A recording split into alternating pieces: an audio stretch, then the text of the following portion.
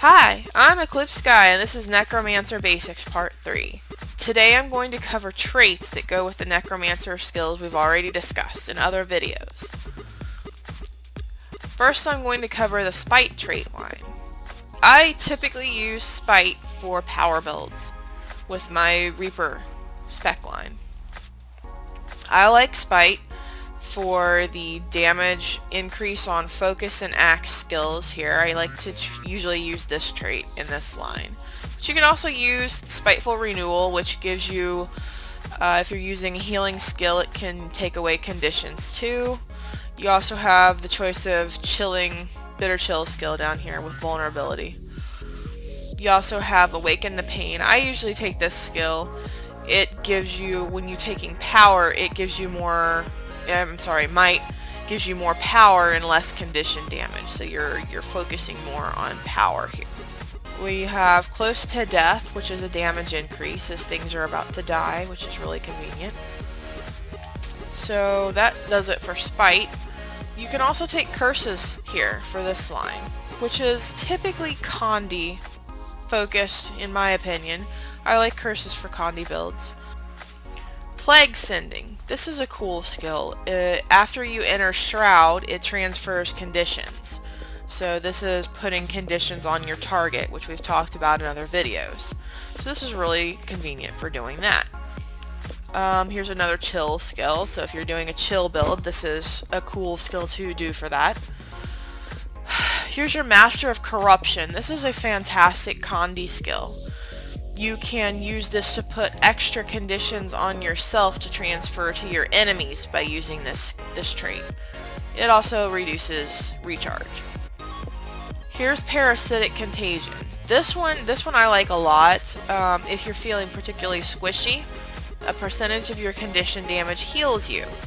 So the thing about this is, though, it does take away from your personal damage output. So it's healing you, but it's taking away from what damage you're doing. So keep that in mind. It's a balance of things. If you're dead, you can't do damage at all, so hey, use it if you need it. Also in this trait line, you can use Lingering Curse, Devouring Darkness here. This is for if you're using a Scepter. This will give you extra condition damage if you're using a Scepter. Great skill. I like this a lot. Then we move down to Soul Reaping. This is what I usually use for my center trait line. It gives you a choice of several things. You can use this one, Unyielding Blast, for extra damage because it puts vulnerability on your Shroud skills. Your Soul Marks, if you're using a lot of mark skills, they give you Life Force and Unblockable. You have Speed of Shadows. This is good for if you're doing a trash skip or world versus world. It gives you swiftness when you pop into Shroud. Also removes movement and parrying conditions. Then you have your Soul Barbs. This is increase in damage when you pop into Shroud. Or you can go with Vital Persistence, which gives you a little bit of vitality boost, incoming healing increase. A little bit of defensive play here. Here we go with Foot in the Grave. I love this skill, defensive play. When you pop into Shroud, it gives you stability and the ability to break stuns. So it really is useful for those trash skips again, and if you're playing World vs. World. Death Perception, this is great for DPS builds. It gives you an increased critical strike chance and ferocity when you're going into Shroud, so it's a damage boost. By far, a lot of damage boost. You can also go with Doomfire, which is Condi. It gives you burning on your target from Shroud skill 1. Then you have, where is it at? Blood Magic. This is your support type trait line. If you're wanting to do a Healy team support type build, if you need to carry your team a little bit, you can go Blood Magic. You have your well stuff. Then you have this one, the Vampiric Presence. So all of your allies are going to siphon health with your attacks. This is increased when you're in Shroud, so it's just the Vampiric aura, so that you are all sucking health from your targets when you're attacking. So that's really good team support. Wells. get reduced recharge time. They grant protection to allies. All of this stuff is team support. So you have that on there too. Then we have transfusion. This is an interesting trait. Shroud skill 4, your whirl on Reaper, heals and partially revives nearby allies. Up to 5 nearby downed allies are teleported to you upon using Shroud skill 4. So what this does, you pull your ally to where you're at and start to res them just by using your Shroud skill 4. Then we have our elite specs. So we have our choice between Scourge and Reaper. Reaper, as I have stated before, is, I think, more DPS oriented. It's got a lot of chills, it's got a lot of damage up front type things. You have your first skill here, Augury of Death. You get your shouts from this. They get recharge reduction, siphon health, and you get a recharge reduction for each thing they hit.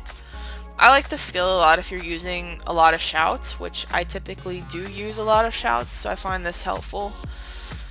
Then, if you don't like that one, you can go with a chill thing that gives you chill bonus here. Or you can go with the Relentless Pursuit, which is helping you to not be immobilized. Very helpful in World versus World if you're playing defensively and as a Reaper. You can go with Soul Eater here. This is... It used to be just specifically to Greatsword. I don't think it's that way now. I think it's any melee weapon. Striking foes within the range threshold deals increased damage and heals you for a portion of the damage dealt. This is a good defensive thing, but at the same time it's giving you that 10% damage increase. So, very nice to use. You can also go for the chill stuff if you like that. It gives you might and chill. Decimate defenses. Striking a foe with vulnerability increases your critical hit chance. If you're going for that DPS build, you can always do this too. You're already putting vulnerability on if you're using an axe, so if you put this on too, you're going to also increase your crit chance. So you can do Blighter's Boon here if you're doing this trait line. You can... This is a defensive trait. You're going to apply... If you're applying a boon to yourself while you're in Shroud, you're going to get health too. So it's going to heal yourself while you're in Shroud. I don't usually find I need this, but if you're finding you're struggling a little bit, you could try running this. More chill stuff if you're running a chill build. And then this trait, which I really happen to like a lot, Reaper's Onslaught. This is going to make you hit really fast. It's going to reduce the recharge of your Shroud skills, and it's going to give you that extra crit boost kind of thing by giving you the extra ferocity. Makes you do extra damage and basically hit really hard with your Shroud. So keeping in mind that when you're using Reaper, you get the Shroud that is mostly melee focused. You can use it defensively or offensively as a Reaper. I tend to do both, so it's kind of a combination for me. You can use it in your rotations either way. So that takes care of Reaper. Going back to our choices here, Scourge. As I have said in previous videos, Scourge offers a lot of support, it offers a lot of condi. You have quite a few things you can do here. You have your sand shades that put barriers on your allies. So the traits focus on the barriers and what you can do with them. You have this one that removes conditions while you're giving them a barrier. You have torch skills since you're using a torch as a Scourge. This is giving you expertise. This one gives you life force. Here you have more barrier stuff. you have a the punishment skills with the burning. This one, more barrier stuff here. Torment, Fury, boons converted to conditions. This one is, I've seen them used in a lot of builds. It makes it so that you just have the one shade instead of 3. Here is more torment and burning, and then this one is boon stuff.